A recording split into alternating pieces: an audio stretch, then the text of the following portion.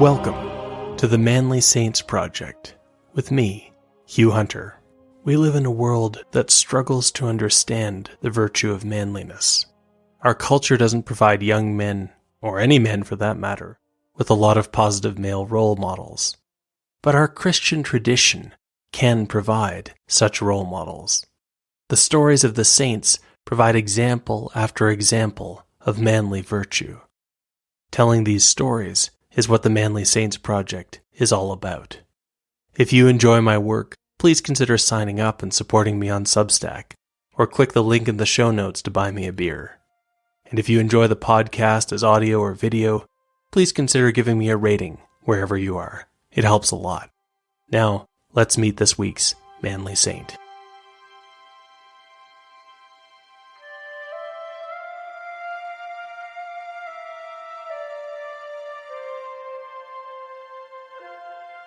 Join me today to meet the last ambassador of the English Knights of Malta.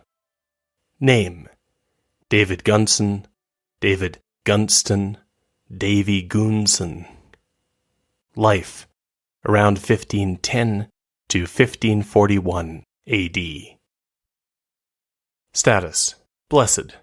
Feast: July 12th. The year was 1540, and Brother David Gonson was sailing for England. Years before, he had left England as a young man, hoping to pursue a religious vocation. Now he was back as a full knight and an ambassador, representing the order to the king. Although Brother Gonson was in overall command, his ship probably had a permanent crew. This would have freed Brother Gonson up to think, exercise, train with weapons, pray the daily offices, and watch the sea. After so many years, it would have been second nature to scan the horizon for the sails of corsairs. Most Europeans feared the Barbary corsairs, and rightly so. But to David Gonson and his brother Knights of Malta, the corsairs were the prey that they had been trained to hunt. Brother Gonson had made his home on Malta, but he was also returning to the homeland of his family. He had not seen them since he left for Malta years before. Since then, much had happened, bad as well as good. Now, in his 30s, Brother Gonson was a proven warrior and second in command of the English tongue, the English-speaking knights at the headquarters on Malta. He had much news to report. But, in truth, Brother Gonson and his embassy were not sailing into friendly waters. Things were changing fast in England, and what awaited him there were the plans of a devious king and the hidden hand of an enemy long forgotten. As the Maltese ship followed the sea lanes back to England, Brother Gonson was probably remembering the day he had sailed out this way, headed for Malta. Back then, David Gonson had been a young man in his early 20s. He was an aristocrat, trained for war, and specifically for war at sea. It ran in the family. The Gonsons had always been drawn to the sea. David's father captained a boat and went on to become a senior naval official. David's brother went to sea, and his sister married a captain. Young David had felt the call of the sea, along with another kind of call, a religious vocation. And so he had decided to apply to the Knights of Malta. And just maybe, given his family background, when David sailed east to their fortress island just south of Sicily, he was arrogant enough to assume that he had already learned most of what there was to know about naval warfare. If so, he would soon find out otherwise.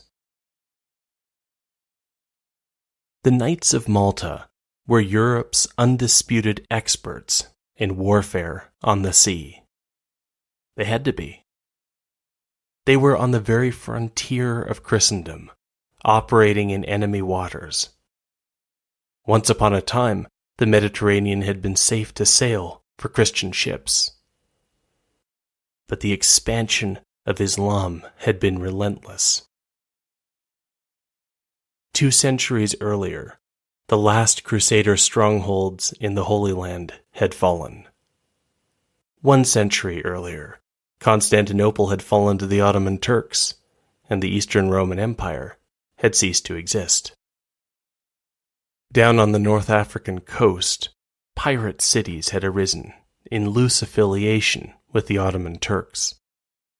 The Barbary Corsairs, as they were called, sailed out to attack Christian ships and steal whatever could be taken, including the Christians. The Corsairs were so bold, they often anchored off the coast and raided inland in Europe. All Christians knew the terrible fate that awaited those caught in these raids. They would become slaves. Pretty girls, or even boys, faced a special horror. The pressure to convert to Islam would be immense. The religious order of the Mercedarians, led by men like St. Peter Armengol, arose to help free Christians from the slave cities. And the Knights of Malta set sail to stop the Corsairs wherever they could find them. Every year, in the sailing season, the small fleet of the Knights of Malta set out on the hunt. They didn't have many ships, just 5 or 6 fast red galleys surrounding the armored black bulk of the flagship, the Great Carac. The knights would sail south and east. They would capture Muslim merchantmen if they found them. But their primary prey, what they were really looking for, were the warships of the Barbary Corsairs. The Knights of Malta had not always fought this way. Centuries before, they had a different mission and a different name. The Knights had been known as the Order of Knights of the Hospital of St. John of Jerusalem, Hospitallers for short. They had grown up around a very old hospital in Jerusalem at the close of the 11th century. The original idea had been a reimagining of religious life. Warriors, who were also brothers, sworn to poverty, chastity, and obedience. Knights who looked for the face of Christ in the poor and the sick, and walked with them through the dangers of the Holy Land. In time, the Hospitallers became one of the great knightly brotherhoods of the Holy Land, along with the Knights Templar and the Teutonic Knights. The knightly orders fought hard to keep the Holy Land. But over the next 2 centuries, they were pushed steadily back. As the 14th century dawned, the last Christian strongholds fell. The Teutonic Knights had already shifted their crusade northward, so it was the Templars and Hospitallers who were left trying to discern what to do next. For a while, they tried to regain a foothold in the Holy Land, but it was hopeless. The Templars met their fate from a completely unexpected direction. The King of France, envious of Templar wealth and power, had Templars arrested, tortured, and burned, and the order collapsed. Now the Hospitallers were alone. And so they did something characteristically bold. The Hospitallers stormed the island of Rhodes, setting up a fortress there. Then they reinvented themselves as naval warriors. The enemies of Christendom would learn to fear the ships flying the White Cross on a red background. Even so, the growing might of the Turks pushed the knights back from Rhodes to the island of Malta. This was a step back, but it brought the knights closer to the African coast and made it easier to intercept the Corsairs on their slaving raids. The Knights of Malta, as they were now called, had found their place. Warriors continued to come from all over Christendom to join them. In order to accommodate everybody, the knights created 8 houses, the Langue, or in English, tongues. David Gonson was coming to Malta to become the newest knight of the English tongue. The first step to becoming a knight was an examination. David Gonson needed to prove that he was knight material. Only aristocrats were allowed to join as full-brother knights, and so David's family background was carefully examined to ensure that it was truly noble. Then, David's own character and reputation were dissected to make sure the young man had the sort of character the knights wanted. He passed both tests. The next test was a test of courage. Before he could gain any seniority, David would have to take part in 3 caravans, as the knights called their 6-month tours of duty. This meant sailing out in the Order's little fleet to hunt pirates on the Mediterranean Sea. Young Brother Gonson was almost certainly stationed on one of the Order's galleys. The galleys were sleek warships, painted red. They had sails, but the tactical advantage of a galley was that it also had oars, which meant that it could move fast and maneuver whether there was wind or not. Some of the rowers were criminals who could pay off their debt to society through a term of rowing. And the rest, as in Muslim ships, were slaves. The Order saw nothing wrong with putting captured pirates to work rowing the ships that patrolled the Mediterranean. When the galleys left port, it would be with about 200 rowers and 50 crew. Most of the fighting would be done by Marines and knights, a minimum of 50, but usually several hundred.